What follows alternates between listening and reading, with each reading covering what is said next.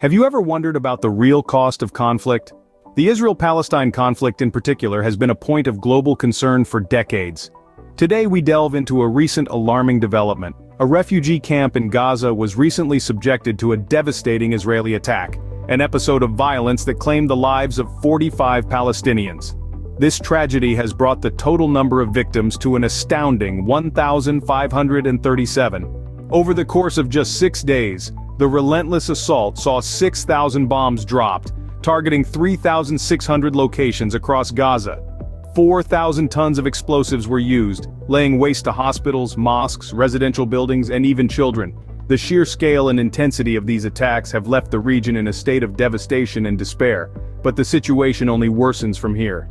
Behind the staggering numbers and statistics lie real people with real lives. Let's not forget the human cost of this conflict. As we delve into the heart of this crisis, we're confronted with the harrowing reality of its impact on everyday lives. Imagine homes, once filled with laughter and love, now reduced to rubble.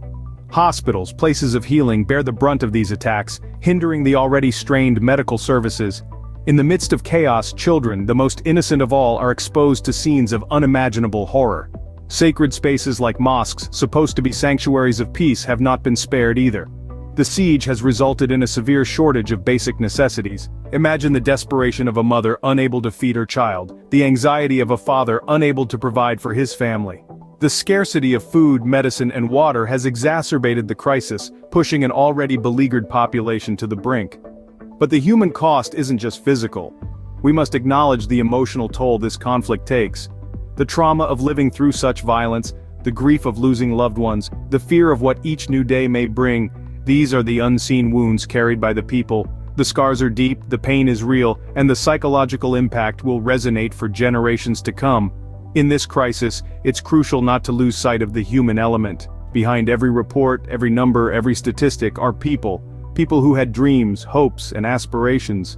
People who, like you and me, yearn for a life of peace and dignity. The physical damage can be measured, but the emotional and psychological scars of such violence are incalculable. As the crisis unfolds, the world watches in concern. The United Nations and Reid have expressed their worry, but is that enough? In response to the escalating conflict, international bodies have not remained silent. The United Nations, an organization founded on the principles of peace, justice, and human rights, has voiced its concern over the situation. They've called for an immediate cessation of violence and respect for international humanitarian law. But the question remains, is merely expressing worry enough in the face of such a crisis? Now let's turn our attention to Reid. As a prominent figure, he has used his platform to bring attention to the crisis, calling for peace and an end to the violence. However, like the United Nations, his words have so far failed to bring about a concrete change in the situation on the ground.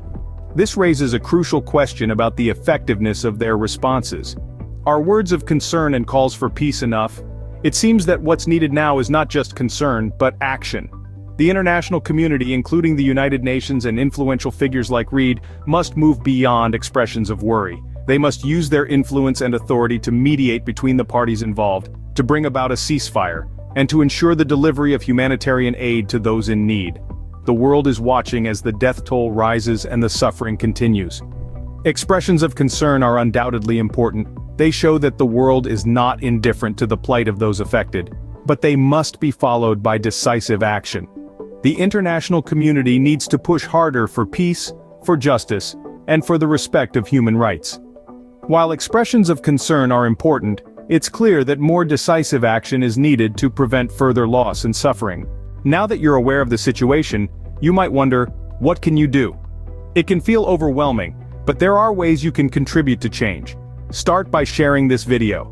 The power of information cannot be understated, and your social networks can be a powerful tool for spreading awareness. Another way to help is by educating yourself and others about the ongoing crisis. Read from reputable sources, engage in meaningful conversations, and challenge misinformation when you see it.